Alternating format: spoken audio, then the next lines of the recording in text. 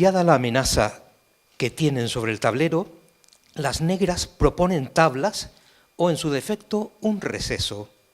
Las condiciones se pactan entre las partes en juego, quedando en verse las caras en la mansión de Amoreto. De este lado, en dura banca, alcalde y cura del pueblo, y del otro, en sus butacas, muy orondos, suegro y yerno. Preside al pie de la sala el corregidor Guerrero, quien le otorga la palabra a don Francisco Amoreto. Dejando de lado las revolturas pasadas, os emplazo, queridos amigos de la villa, a que aceptéis la oferta que ahora paso a exponerles. Las tierras en disputa están todas situadas dentro de Tirajana y para nada en Agüimes. Estuvieron 3 meses en pública almoneda y tanto el vecindario como el propio obispo tuvieron tiempo para tomar parte en el remato y así quedaron, no obstante, de brazos cruzados. Así que habéis de asumir, porque lo manda el rey, que son de mi entera y exclusiva propiedad. En los próximos 10 años, no obstante, podríais cultivar las tierras de Sardina y pastorear con vuestro ganado en los llanos, como lo habéis venido haciendo hasta hoy, con la contrapartida de algunas prestaciones. Entre todos, durante este próspero decenio, habréis de desmontar y de poner en cultivo 300 fanegadas de tierra de sembradura que, cumpliendo el plazo, pasarán a formar parte de mi hacienda de la Vega Grande de Guadalupe. Después de esto, el que quiera seguir trabajándolas podrá hacerlo con un contrato fijo de 1/3 en lugar del de medias que se acostumbraba en la isla. Bien, ya veo que esto último no es de vuestro agrado. Otra opción es que cultivéis como arrendatarios pagándole 1,5 por fanegada. Esta es mi última oferta y no vais a tener otra. Toma entonces la palabra Salvador Hernández, recto alcalde de la comarca, adorado por su pueblo. Tengo a bien comunicarle, señor corregidor, que los vecinos que represento como alcalde no quieren ser esclavos, ni a mitades ni al tercio. Y en cuanto a esa postrera oferta que nos hace de pagar un tributo anual de 1,5 reales, no entendemos bien por qué habríamos de pagar. Con solo cambiar de mano medio real de más sobre la cantidad que venimos abonando. Con la mediación del señor obispo, ejerceremos nuestro derecho de tanteo para legitimar el dominio de las tierras. Hágale saber, por tanto, al único postor de la mañana componenda, que fue ese remate, que no dejaremos que el señor de la Vega Grande extienda sus garras más acá de Aldea Blanca. Las tierras del naciente son y serán por siempre, por Dios lo juramos, las tierras de vecindario. Días más tarde se llama a hacer un último esfuerzo y el fiscal, aun a desgana, hasta hacia Agüimes se va presto tras recibir una carta del regente del gobierno que le insiste en que las armas han de quedar en silencio. Otra vez todo fracasa. Es imposible el acuerdo y es ahora Juan de Ávila quien expresa el descontento. Nos sentimos vejados y estafados. Su actitud, señor, trata de perdernos, con tan solo mirarnos a defendernos de un cacique que se hizo con las tierras usando de dineros e influencia, para hacer de nosotros sus esclavos. En estas circunstancias vengo a exigirle en nombre de todos los vecinos de la villa que solo regrese cuando tenga garantías de que las tierras continuarán siendo nuestras y que de ningún modo seremos castigados por los hechos ocurridos en días pasados. Mucho nos tememos que pueda haber represalias, por lo que no concluirá el alzamiento hasta que tengamos un compromiso firmado. Esta es la firme decisión de todo mi pueblo. En la nota que redacta el fiscal tras el encuentro, la tormenta se presagia en sus manchones en negro, pues perdida la confianza, pide que actúe el ejército por rebelión reiterada contra el rey y su gobierno. Todas las súplicas y ruegos que les he hecho no causan otro efecto que el de obstinarlos, aún más si cabe, en sus imposibles exigencias. Su único fin se reduce a quedarse con las tierras y a no ser penados en razón de su delito, estando ahora más soberbios que nunca desde que recibieron carta del obispado diciéndoles que estaba preparado el dinero y que depusieran las armas, lo cual no han hecho hasta conocer la respuesta que yo les daba. Todo esto pone de relieve lo indispensable que resulta autorizar cuanto antes la justicia y lo conveniente es que al honor del rey domeñar las altiveces de estos campesinos, para lo cual es muy necesario que se emplee todo el vigor de las armas. Firmado en Agüimes a 10 de diciembre del 718. He tenido en cuenta muchos autores, muchos libros, todo lo que se ha escrito al respecto, pero especialmente la obra de Vicente Suárez Grimón, catedrático de Historia Moderna de la Universidad de Las Palmas de Gran Canaria, que es el que hace el prólogo del libro. Se los recomiendo. El libro en sí mismo ya tiene un valor extraordinario solo por el prólogo que nos hace Vicente Suárez Grimón, porque es un repaso actualizado de los hechos del motín de 1718, que no me gusta llamar motín de Agüimes Las Palmas, como dicen los historiadores, como decía Antonio Betancur, como dice el propio Vicente Suárez Grimón. Hechos importantes se produjeron sin duda en el casco de la villa de Agüimes, en la plaza de Santa Ana de Las Palmas, pero todo empezó, como les decía antes, en la mañana del 30 de noviembre, aquí en Sardina, es donde se inician los acontecimientos. Por eso he querido que el nombre de la obra no sea el motín de Agüimes Las Palmas, sino sea la rebelión de los sureños, incorporando al concepto de sureño toda la gente de Telde para abajo, porque no hubiera podido prosperar la revuelta que dio lugar a que la propiedad de las tierras quedara en manos de los vecinos si no hay, primero, una implicación muy directa de todo el vecindario de la comarca, que incluye lo que hoy llamamos municipios de Ingenio, de Agüimes y de Santa Lucía, sino también de los teldenses que, como antes muy bien nos contaba la alcaldesa, se solidarizaron con los vecinos en uno de los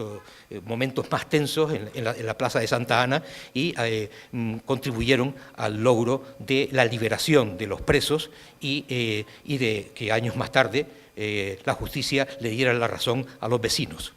Bien. Lo único que no es fidedigno, que tengo que reconocer que me he inventado, que es una licencia literaria por mi parte, es el nombre con el que a veces se denomina al señor de la Vega Grande, a don Francisco Amoreto. En distintas crónicas y documentos de la época se le llama al señor de Vega Grande, el señor de Guadalupe, el señor de las Salinas, también se le dice el señor de las 4 leguas, porque tenía tierra desde Arguineguín hasta la Aldea Blanca. Lo del señor de los Cuervos me lo he inventado literariamente, por interés literario, pero creo que describe muy bien la forma en que lo describen sus contemporáneos. Y aquí les señalo algunas ideas. Los vecinos sureños, para referirse a él, cuando hacen su memorándum, el memorándum de los sureños, dicen que como persona poderosa y de caudal les había dado muchos sinsabores, con muy malos términos y muchos atropellamientos, siendo un hombre de muy poca prudencia y codicioso. Eso es lo que dicen los vecinos en su memorándum. La opinión del Cabildo de la isla, que era el único ayuntamiento de la isla en aquel tiempo, en carta dirigida al rey, es bárbaro, ciego, ajeno a la razón. La opinión del propio regente, del representante del rey en las Islas Canarias, en carta que dirige al Consejo Real, de aspecto es poco agradable y su genio le hace ser mal visto y el hecho de haber puesto los ojos en estas tierras le hace ser sumamente odiado. Ese es el personaje que trato de describir y no se me ocurrió mejor forma gráfica que la de el cuervo, que en aquella época, para los campesinos, era el enemigo número 1 de los cultivos de trigo y millo que se plantaban en estos llanos donde estamos, y lomas, donde estamos hoy situados, en esta preciosa ermita. Bien, los hitos del conflicto ahí los tienen señalados, desde el inicio hasta el final. Brevemente, de forma muy telegráfica, vamos a hacer un pequeño recorrido.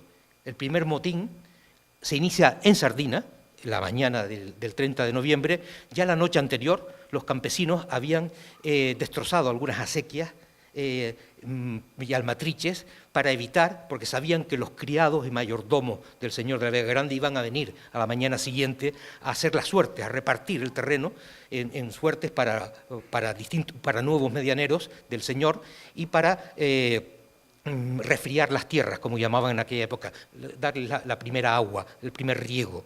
Pues bien, aquí se explica en que cuando los medianeros de Juan Grande, sobre las 12 de la mañana, se hallaban en el paraje de Hernán Moro, haciendo con 2 yuntas los machos divisorios de la suerte, se acercó Luis Romero, un vecino de la zona, alegando que estaban arando sus tierras, que qué hacían allí.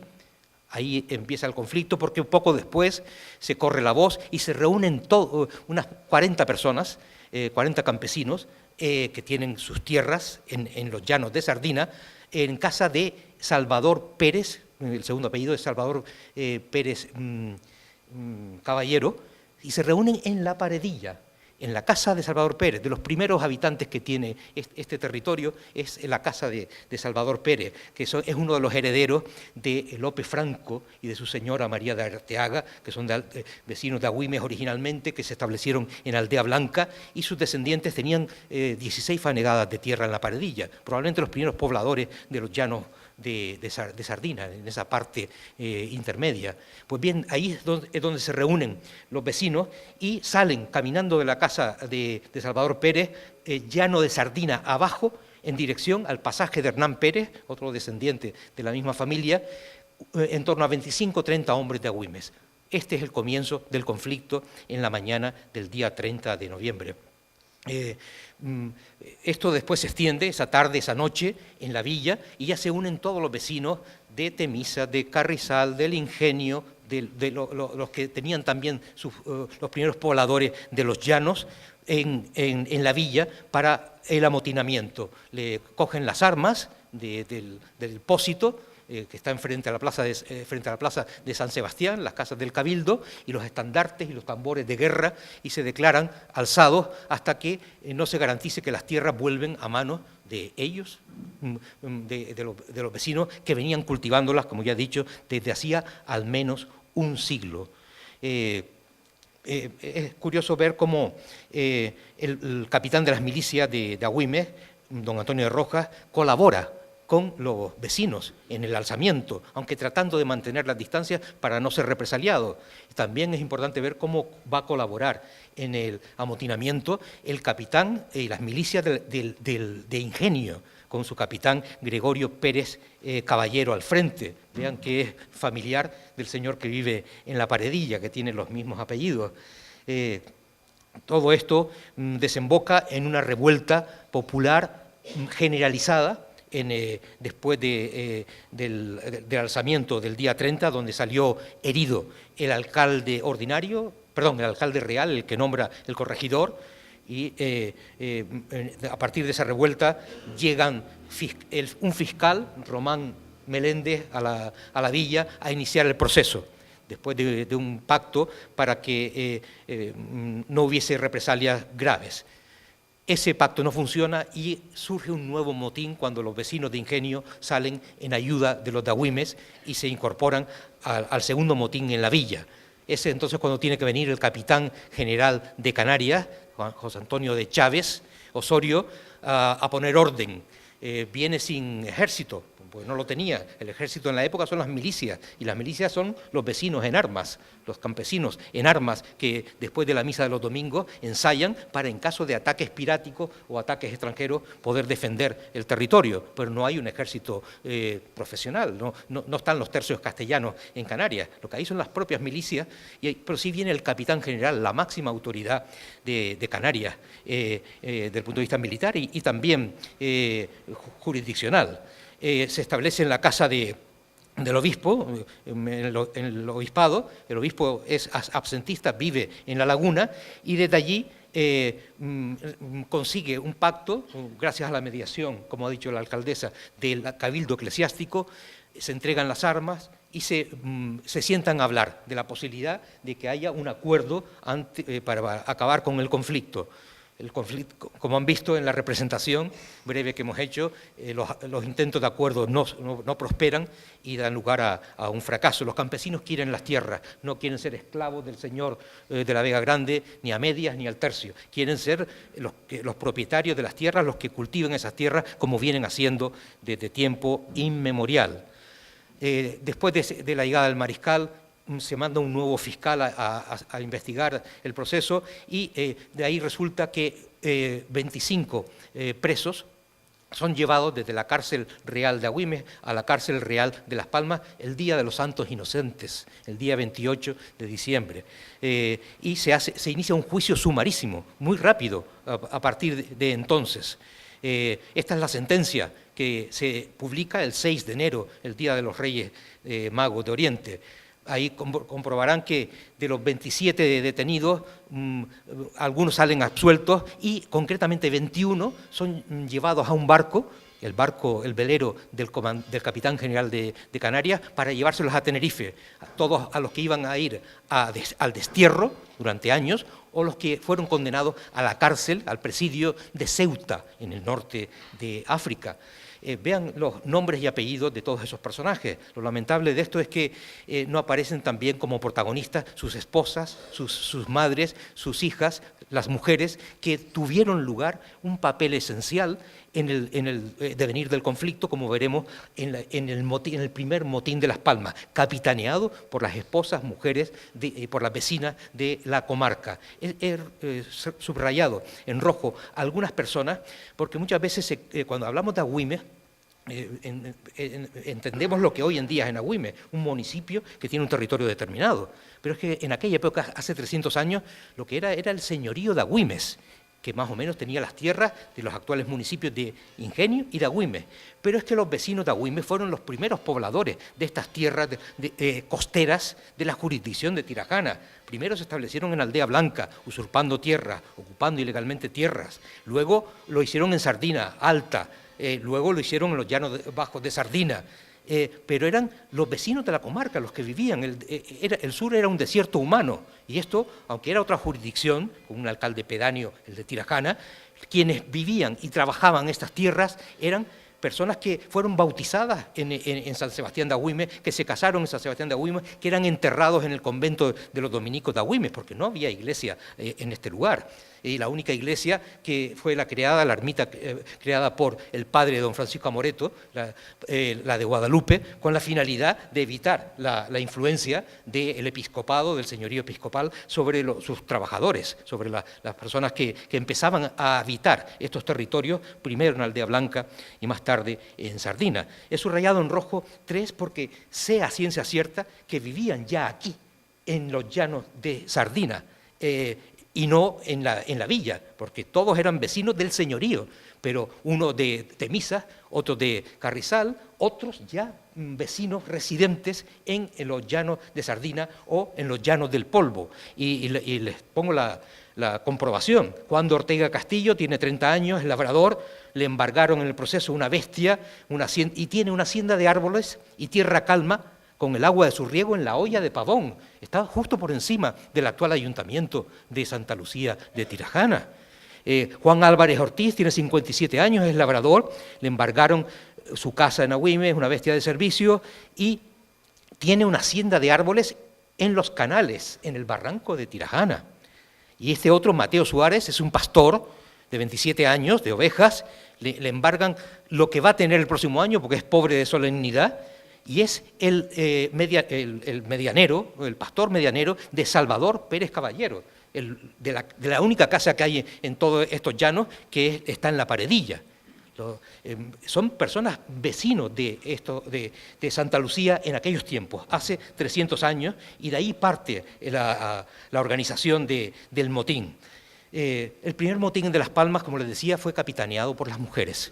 Cuando se enteran de la sentencia, al día siguiente se plantan centenares de personas en la plaza de Santa Ana, entran al obispado, donde está el capitán general, con armas. Esto es una rebelión de verdad. Por suerte no hubo ningún muerto, sino solo un alcalde apaleado, el alcalde del corregidor, no el alcalde ordinario del pueblo de la villa episcopal.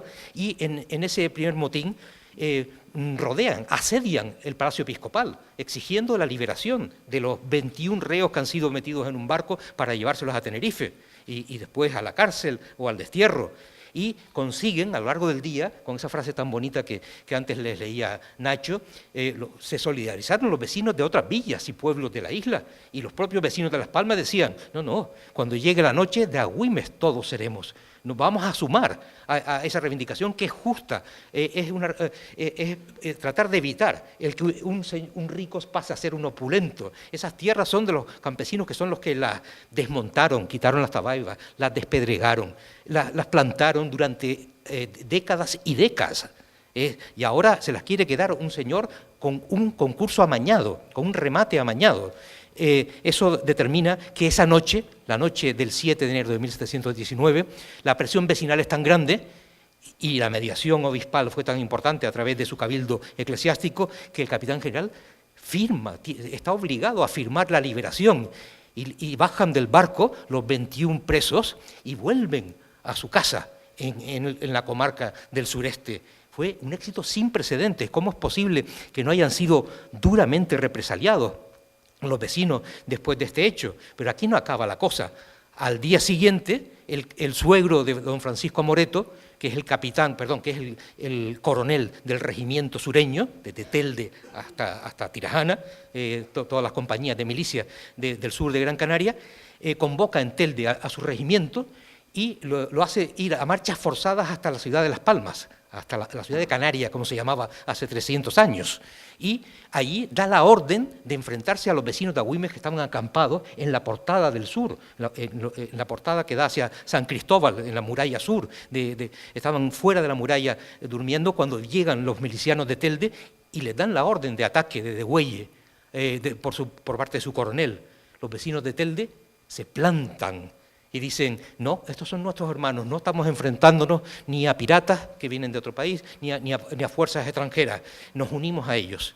Y efectivamente el coronel tiene que huir, y juntos los milicianos de Telde y los milicianos sureños de toda esta comarca van hacia la casa del corregidor, recuperan los tambores de guerra, los estandartes, las insignias de las milicias sureñas y se plantan delante del capitán general exigiendo no solo la liberación, ya lo habían conseguido el día anterior, sino ahora que haya una amnistía, un perdón general, garantías de que no van a ser represaliados los vecinos que fueron procesados en ese juicio sumarísimo.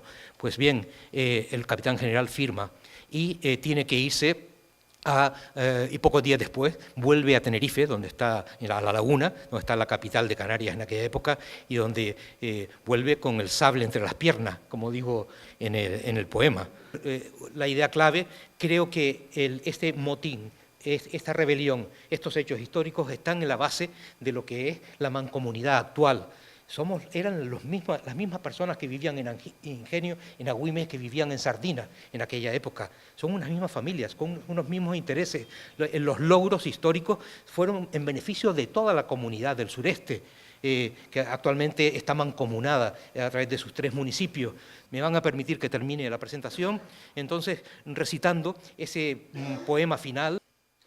El motín y las protestas contra el bárbaro Amoreto dan la victoria a las fuerzas de los rebeldes sureños.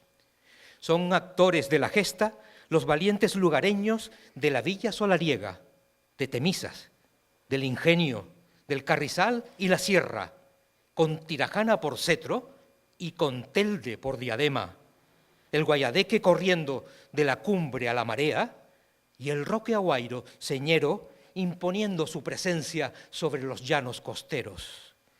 Tras la grandiosa revuelta, Agüimes es un ejemplo en la lucha por la tierra del poder que tiene el pueblo, cuando sumando a sus fuerzas a las milicias y el clero, derrotan a aquel que ostenta todo el poder del dinero sin usar de más violencia que airear su descontento, todos a una y sin tregua, hasta imponer el acuerdo por el que serán las tierras de los humildes labriegos que las roturan y siembran, y no del infame Amoreto, señor sin mucha cesera, de ruin y córvido aspecto, con delirios de grandeza que heredan su hija y su yerno.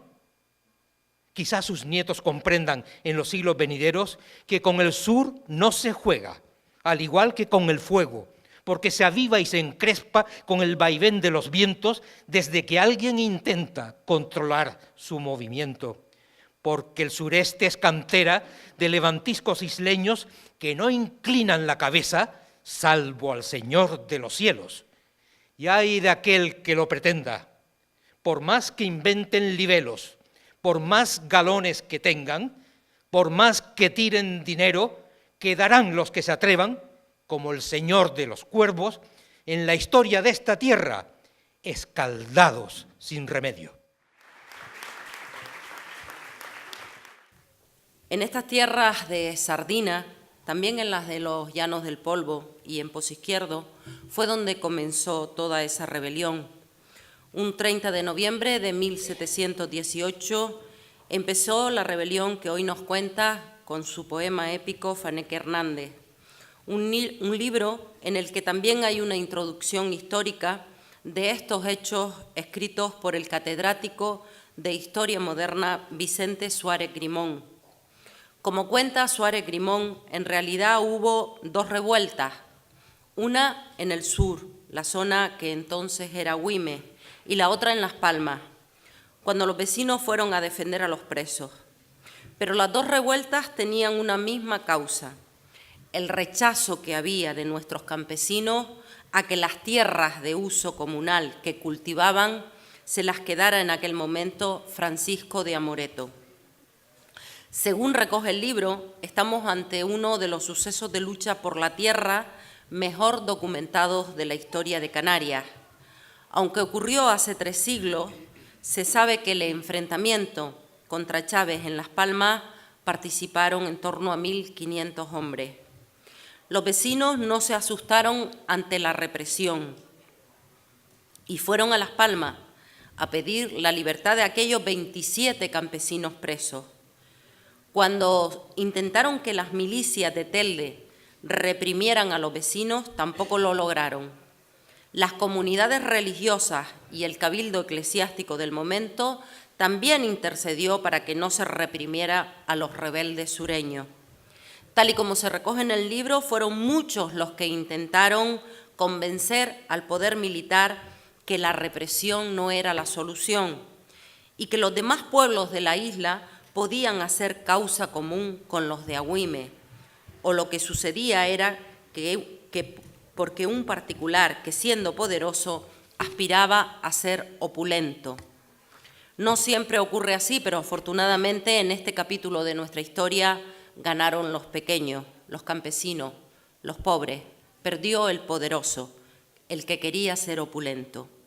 Y tal y como decía la canción de la lucha canaria, el grande perdió y el chico ganó. Y después de esta lucha hemos visto otras luchas como la de los aparceros hace 3 décadas, que también logró la solidaridad de nuestra población.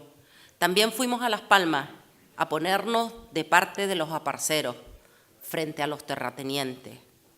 Conociendo nuestra historia, conocemos nuestro presente. Tenemos memoria y hacemos honor a ella cuando mantenemos nuestros principios. El año pasado celebramos el Espal con el lema «La tierra no se vende» y vinieron gente de otros pueblos de Latinoamérica que siguen viviendo luchas como las que aquí vivimos en su momento. Hoy, en cambio, son las multinacionales las que intentan abusar de los pueblos, quedarse con sus tierras, como antes lo hacían los caciques. Y este año también hemos tenido en nuestro municipio la dirigente indígena salvadoreña Berta Cáceres. Berta fue asesinada recientemente, una representante del pueblo mapuche que supuestamente murió a manos también de algunos asesinos de multinacionales. En el Espal, este año, recuerdan que la periodista Ángel Barceló nos decía cuando le entregábamos el premio: pocos pueblos tienen una historia y una transformación como Santa Lucía. El libro de Faneque contribuye a que conozcamos nuestra historia de lucha y de unidad, a entender mejor nuestro pasado. Y yo estoy segura que de esta forma sabremos trabajar por nuestro presente y también por nuestro futuro. Pero yo no me voy a conformar con presentarles hoy el libro y darles la palabra ahora a ellos también, que son los importantes en este escenario. Tampoco me voy a conformar con que este libro llegue a todos los centros de educación secundaria de nuestro municipio, para que lo lean, lo relean, lo entiendan, lo estudien, lo aprecien. Hoy, cosa que nunca suelo hacer, también les hago un llamamiento a ustedes. disfruten del libro, entiéndanlo, entiendan la historia, entiendan el pasado, entenderán el presente de Santa Lucía y de su gente. Quiero que lo conozcamos, que lo disfrutemos, para conocer mejor nuestra historia y para seguir trabajando juntos y juntas por Santa Lucía. Un acontecimiento histórico que, por desgracia, no nos lo cuentan convenientemente ni en los colegios, ni cuando luego fuimos adultos, ni tampoco nos lo ponen cercano en los libros para que podamos conocerlos a fondo.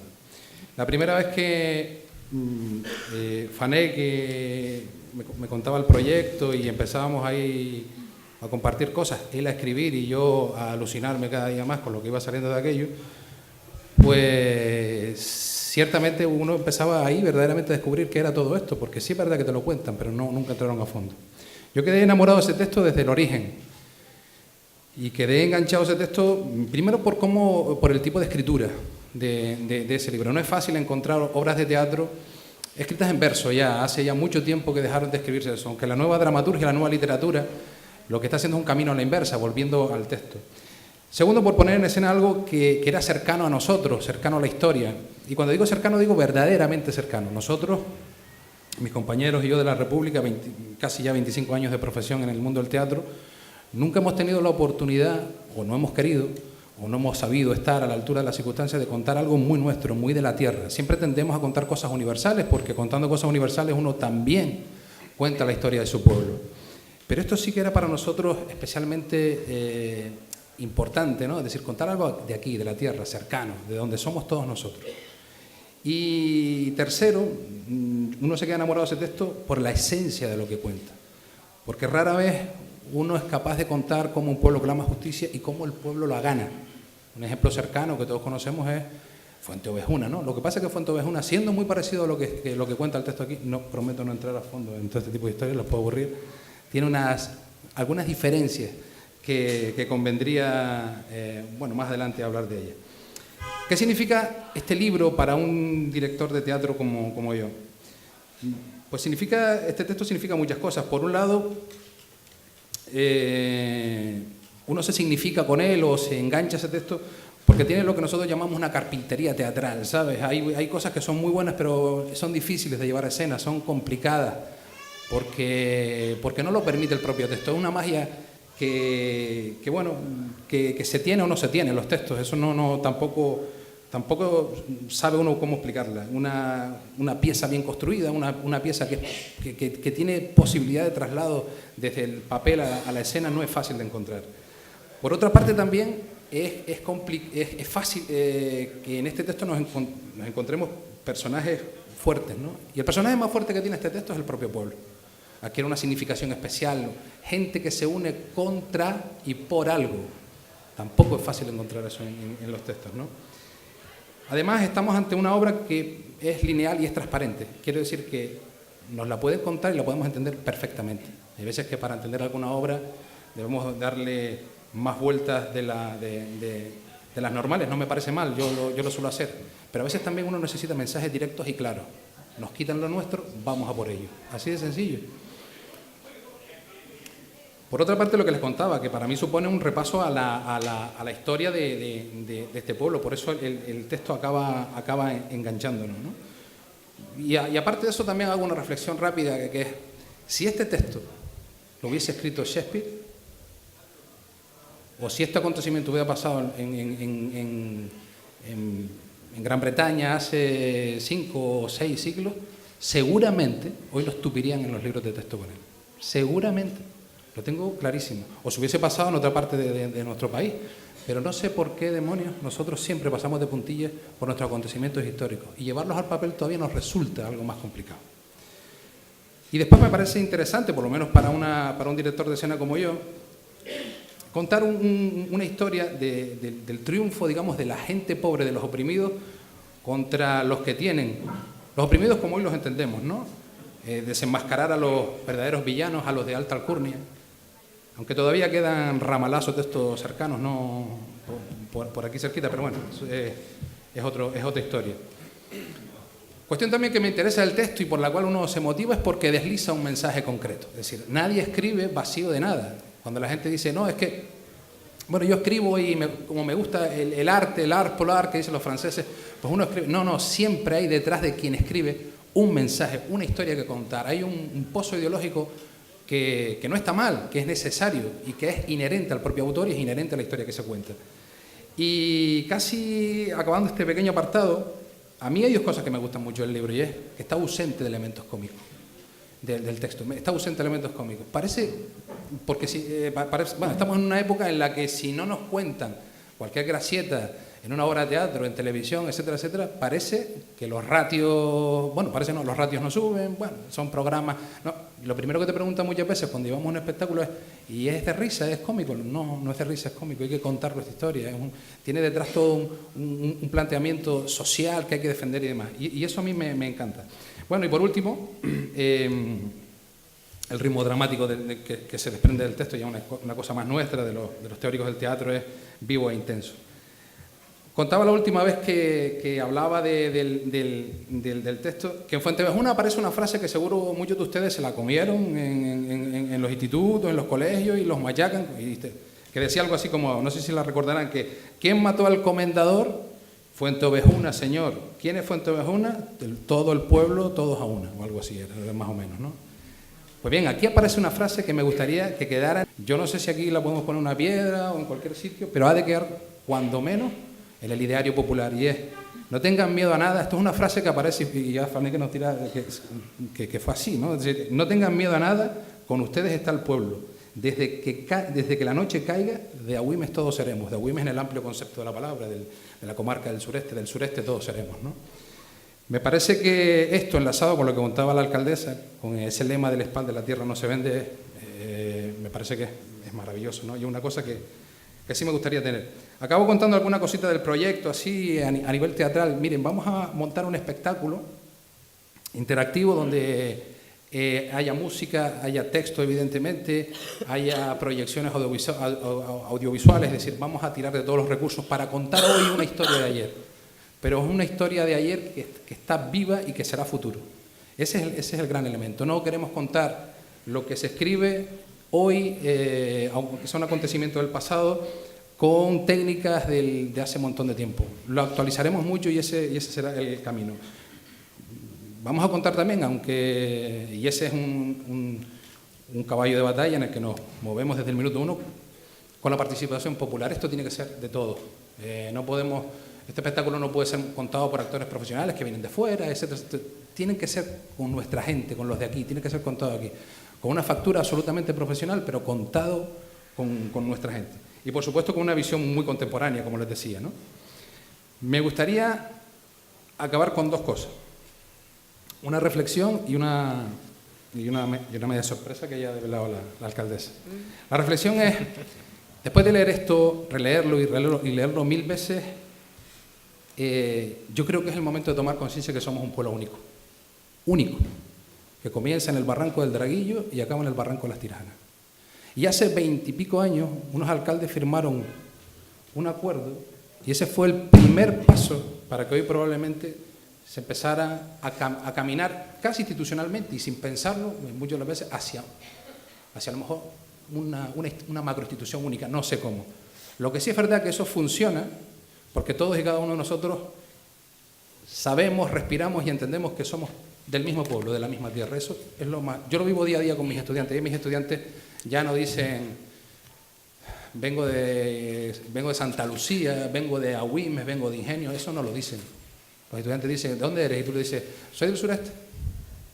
Y si insisto en la pregunta, me dicen, ya no del municipio, sino el sitio de vecindario, de Arinaga, de la Pasadilla. Eso nos tiene que hacer reflexionar muchísimo. Probablemente nosotros hemos hecho algo bueno, que es trabajar en esa dirección para que nuestros estudiantes o la gente del futuro, sin quererlo y sin pensarlo, tengan el pensamiento de pueblo único. Eso me parece maravilloso.